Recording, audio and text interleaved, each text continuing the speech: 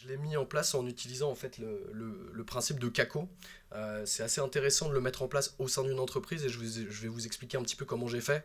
Et après, vous pourrez me poser des questions sur les autres. Alors, les essentiels de la CACO, il y en a deux en fait. Pour moi, il y a la CACO interne, donc c'est la conception assistée par collaborateur, et il y a la CACO externe, qui est la CACO, la collaboration assistée par consommateur. Donc, la première chose qu'il faut faire, c'est appliquer ce qu'on dit à tout le monde en interne pour qu'on puisse respirer en fait ces choses-là. C'est Brice qui m'a appris ça d'abord. Il faut d'abord appliquer en interne avant de le montrer à tout le monde et avant de l'appliquer en externe. Donc, qu'est-ce qu'il faut pour faire de la conception assistée par collaborateur? Pour moi, il faut trois choses. La première chose, c'est qu'il faut des gens, des personnes, des collaborateurs qui soient aptes à participer à ce genre de conception assistée. Et donc, en général, moi, dans mon entreprise, on n'est que 4. Ils sont 10 chez Brice, donc plus de 2 fois plus. Donc, c'est que des jeunes comme moi, de la génération 2.0, parce qu'on a l'habitude justement de travailler en groupe, de travailler sur Internet. Et ça, c'est la première chose. Il faut vraiment que le collaborateur soit apte à faire ça. La deuxième chose, c'est qu'il faut des outils. Parce que c'est bien beau d'avoir les bonnes personnes, mais il faut quand même que ce soit cadré pour que ça marche bien. Et qu'est-ce que c'est les outils que moi j'utilise? C'est deux choses. C'est un outil de gestion de projet collaboratif, c'est-à-dire qu'on est tous dessus et que toutes les avancées qu'on fait par rapport au projet, on doit les noter dedans pour que tout le monde puisse challenger, pour que tout le monde puisse rajouter son petit grain de sel, affiner les idées, etc. Et ça, je pense que c'est une des choses les plus importantes. La deuxième chose qu'on utilise, c'est un système, alors c'est un truc tout bête, mais c'est un système de chat interne à l'entreprise. Comment ça marche? Comme on est souvent à droite à gauche en train de faire des rendez-vous, etc., etc., on travaille en permanence en fait sur cet outil-là. C'est-à-dire qu'un compte rendu de réunion ou de rendez-vous, un compte rendu de ce qui va se passer en stratégie digitale, etc., on se le donne tous sur cet outil de chat-là pour que nous, on puisse justement, encore une fois, challenger, apporter des choses en plus, affiner, etc., etc. Donc ça, c'est la CACO interne. La CACO externe, ce qu'on fait chez Vitamine, vous pouvez le voir un petit peu comment ça marche. Donc on fait une collaboration en fait avec les utilisateurs. Les utilisateurs, eux, ils ont accès à la plateforme et nous en interne, on a aussi accès à la plateforme qui est le Vita Forum. On pond des idées ensemble. On en parle, on en discute. Le forum, il est là pour ça. Par exemple, il y a quelqu'un qui nous a dit, moi, je veux un bouton Instagram sur mon écran de verrouillage, sur mon écran verrouillé à tout moment parce que je suis un gros fan d'Instagram. Donc, ce qu'on fait, c'est que nous derrière, on affine parce que tout le monde n'est pas forcément fan d'Instagram. Donc, on propose des choses en plus. Et en fait, c'est l'aller-retour qui va créer l'idée finale que nous on va développer. Donc, les idées, on les fabrique ensemble. Ensuite, moi, je transfère ces idées dans un langage un petit peu de développeur pour que ce soit compréhensible pour mes devs. Et ensuite, nous, on développe, on propose une mise à jour, le consommateur télécharge et en fait, il a en fait ses idées en dur en fait dans le téléphone. Pourquoi on a fait ça? Parce qu'à l'heure où on dit, ou alors on encense l'expérience client de partout, on se dit, bah, qu'est-ce qu'il faut? Il faut donner une bonne expérience client, il faut que ça se démarque par rapport à ce que les autres marques proposent. C'est qu'aujourd'hui, sur un téléphone, il y a pas de on rafraîchit pas l'expérience client. Et aujourd'hui, avec ce système-là, le consommateur rafraîchit tout seul en fait son expérience en proposant des idées et nous on le développe pour lui. Donc ça pour nous c'est très important. Et pour moi en fait pourquoi j'ai créé ce système-là? Parce que on est tous à dire qu'est-ce que c'est l'économie 3.0, qu'est-ce qu'on va inventer demain pour passer au-delà du web 2.0. Pour moi l'économie 3.0 c'est ça, c'est prendre le conso et l'intégrer en amont dans la conception et le développement des produits.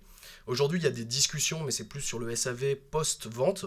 Aujourd'hui moi pré-vente j'essaie d'intégrer le consommateur et pour moi c'est ce que je pense que les grandes marques feront, en tout cas dans un futur proche ou lointain. Voilà.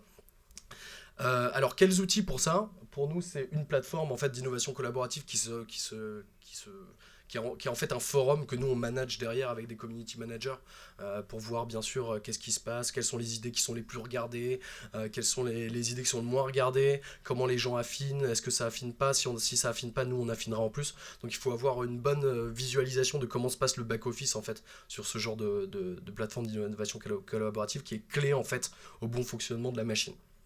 Voilà. Euh, la place du web 2.0, elle est super importante dans ce genre de schéma-là. Pourquoi? Parce que Certes, moi j'ai ma plateforme d'innovation collaborative où les gens peuvent poster leurs idées, mais on a remarqué en fait que les deux tiers de ce que nous disent les consos viennent en fait à travers les réseaux sociaux, parce qu'ils n'ont pas forcément envie de se donner le temps d'aller sur le forum, de cliquer un peu plus et d'aller plus loin. Et donc en fait, on a aussi cette partie idée qui vient vraiment depuis les réseaux sociaux. Donc le Web 2.0 est vraiment a une part super importante en fait dans l'innovation collaborative. Voilà. Alors, la caco, c'est beau, mais comment ça marche? C'est beau sur le papier, c'est beau à voir, on peut faire des prêts, on peut en parler, c'est des beaux mots, etc. Mais dans le dur, qu'est-ce que ça veut dire? Si on veut vraiment appliquer ça en fait dans sa startup, enfin en tout cas, quelle est mon expérience là-dessus? Pour moi, la caco, pour que ce soit bien appliqué, c'est alors aujourd'hui, en fait, tout le monde, comme l'a dit Brice, tout le monde a des bonnes idées. Au même moment que moi, il y avait sûrement 100 000 autres personnes qui avaient la même idée que moi. Aujourd'hui, l'idée, c'est devenu une commodity. Ça a plus trop de valeur, en fait. L'idée en elle-même a plus trop de valeur. Ce que nous disent les investisseurs aujourd'hui, ce que nous disent les consommateurs aujourd'hui, c'est deux choses. Comment est-ce qu'on exécute notre idée? Et ça, c'est le plus important. Je suis désolé d'utiliser des mots anglais, mais c'est ce que les gens nous disent. Il faut deux choses: execute and deliver. Et ça, tout le monde peut avoir l'idée, mais il y a seulement un quartile de gens qui pourront exécuter et délivrer en fait sur cette idée-là. La deuxième chose qui est super importante pour moi, c'est la caco. Donc on en parle.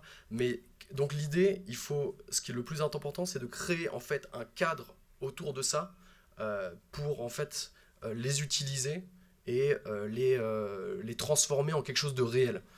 Moi, le cadre que j'ai créé, c'est le cadre, en fait, c'est la plateforme d'innovation collaborative sur le web et tout le système, en fait, après de digestion de l'idée qui va chez mes devs et que ensuite je puisse retransformer quelque chose en un ressenti consommateur, en fait. Et ça, le cadre, ça vaut beaucoup plus que l'idée elle-même, en fait. Parce que c'est ça qui va vous aider à execute and deliver. C'est ce cadre-là que vous allez mettre en place autour de votre idée qui va créer ce petit écosystème-là et qui va faire tourner, en fait, votre boîte plutôt que l'idée elle-même que tout le monde peut avoir au final. Voilà.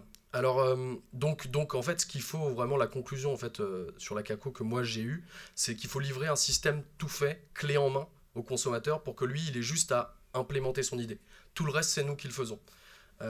Si il commence à avoir trop de responsabilités, le consommateur, il va le fuir parce que soit il est trop paresseux, parce qu'on a un temps d'attention maintenant qui diminue de plus en plus, soit parce qu'il a peur en fait de s'engager dans un process trop long.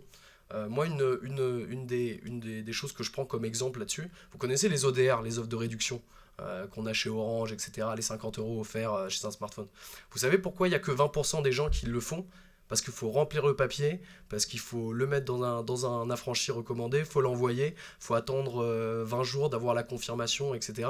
Donc les gens, ils ne veulent pas faire ça. Ou alors, c'est que les 20% qui vont le faire. Et si on disait aux consommateurs, il faut juste mettre ton numéro de téléphone portable dans la petite boîte là chez Orange, et comme ça tu auras 50 €, là ils le font tout de suite. Donc c'est ce système clé en main qui pour moi en fait fait la différence au-delà de l'idée elle-même en fait.